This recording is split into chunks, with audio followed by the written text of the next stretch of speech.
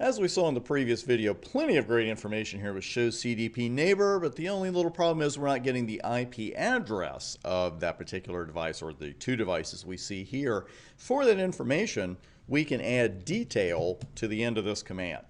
And what you're going to do is get a field for each singular device. So at the top we have device ID R3, which we've already seen, and right below that, entry addresses. Here's an IP address, 2111. Again, obviously fantastic troubleshooting information.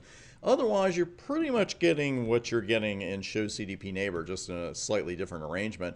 There's your hardware platform, there are your capabilities, there's the local interface, there's the remote interface to which we're connected, there's the hold time. You do also get the iOS software version that it's running, and you'll also see some information about VTP domain management. This is the VLAN trunking protocol. We haven't covered that yet in the course, but we'll change domains, we'll name them, and you can also see that information here. I'll show you some other commands at the time, of course. Duplex setting of the port and any management addresses that are set. And then below that, we get a field for R4. Same information, same fields, I should say. And the thing is, it's not a huge drawback with this command because it is nice to be able to get the IP addresses this way. The only thing, though, with detail that's a little odd is that you don't have an option to say show CDP neighbor detail and then name the neighbor. If you want to do that, you can run show CDP entry, and your options here are to specify the name of the CDP neighbor entry, not the IP address, but the name. Or if you wanted to see all of them, you could put an asterisk here. And that would really be the same as running show CDP neighbors detail. But let's run that just for R3 and you'll see exactly what I'm talking about. This is the CDP command I was hinting at that is lesser known than the others in the neighbor commands.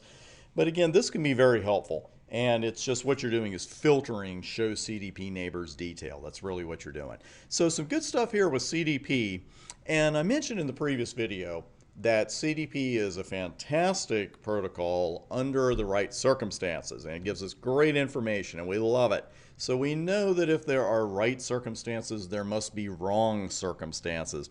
The thing with CDP is that it does present a security vulnerability. It can be used by intruders in more than one way for a more sophisticated attack. So in most production networks you encounter, you're going to see CDP turned off. So if you're running a device and you don't get, say, a specific CDP is not running message, you might just get an empty table. If we had gone to the switch there and I ran show CDP neighbor and I didn't get anything, and let's just go, let's do that real quick. The thing with show CDP neighbor, it's a little bit different when it doesn't have any specific information to give you. Because what do most show commands do? Most show commands, they just drop a line. If they don't have anything to show you, they drop a line and they go back to the prompt. Show CDP neighbor will still give you the code table and the table headings, but it's just not going to have anything under there. It doesn't mean that CDP isn't running on the switch. It means that CDP isn't running on the routers or whatever device, Cisco devices you have connected. So again, in production networks, you're probably going to have to turn it off and on your own. And the key there is, we want to be professional about the entire thing. It may behoove you to ask to turn it on first. That's good professional courtesy. And on top of that, and this goes for debugs, this goes for CDP, anything that you turn on that wasn't on as far as a service or a protocol or a feature, make sure you turn it back off when you're done. If you come in and you're troubleshooting a client site, you want everything to be working when you leave, and otherwise you want everything to be the same as when you left. So again, it's very typical to turn CDP on when visiting a client site. Just make sure that you turn it back off.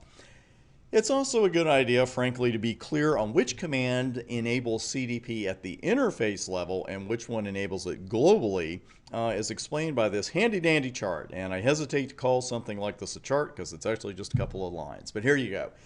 If you are working with CDP at the interface level, the command is CDP enable and no CDP enable.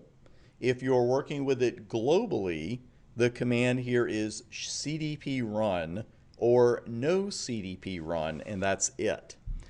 Let's go ahead and get back on the switch and we'll experiment with a couple of these commands. First off, we're going to go ahead and run a command, show CDP interface. This is another one that doesn't get a lot of attention. But show CDP interface, and you can kind of see why it's giving you the same information about every single interface in this particular case. And we're not even worried about the encapsulation. We do see there sending CD packets every 60 seconds, and the hold time is 180 seconds, as we saw earlier. And you'll also note it does give you the up-down information as far as the physical state of the interface and the logical state of the interface. Let's see what happens when I actually turn CDP off on, say, 3. I was trying to escape that. Sorry about that. Let's go to interface 3, and we'll do a no CDP enable. And get a little console message there, but not much of one. And I'll run show CDP interface again, and you'll notice that interface 3 is actually gone. It's actually gone from the list. It's not even going to say, oh, by the way, you just turned it off or something. Again, show CDP interface. When you run it just like that and you don't specify an interface, if it's not running, if CDP isn't running on a particular interface, it just won't be in the list. Now that's pretty easy to overlook when you're looking at an entire list. But if we run show CDP interface and then specify the interface, we'll get a little information on it, and it will actually tell you CDP is not enabled on interface fast Ethernet 03. So if I were running one of those two commands and I needed information on one interface, I would run the more specific one, because you will get more specific information. Now, the command for global status, or verifying global status, is show CDP. And you'll notice it even says, hey, here's your global CDP information. And the most important thing here, we're sending CDP packets every 60 seconds. We're sending a hold time value of 180 seconds. So all is well there, but notice also that this command doesn't give you any information about, hey, by the way, it's been turned off on such and such interface. This is the global information only. So I disabled CDP on interface 3. I ran show CDP interface fast 0/3. That gave me specific information about what just happened, but show CDP doesn't give me anything like that at all. So first off, let's go to interface fast 3 and do a CDP enable. And we'll just verify that with show CDP interface fast 0/3. And you can see now we get the information. It's up and up, and CDP packets every 60 seconds, hold time 180 seconds. We like it. Now, as far as disabling globally goes, let's go ahead. Give me one moment here. There we go. And actually, I put a no in front of it. That will work better. And a couple of options here, but you'll also notice the one we really want is run, which is right in the middle for enable CDP. And now I've disabled it, period, on the switch. So let me show you what I was looting earlier.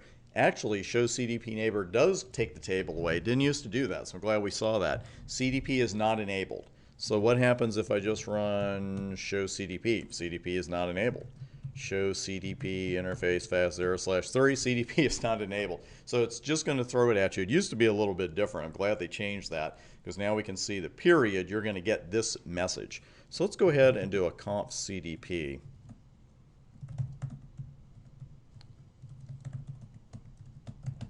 Yeah, and I'm going to start over with that one anyway.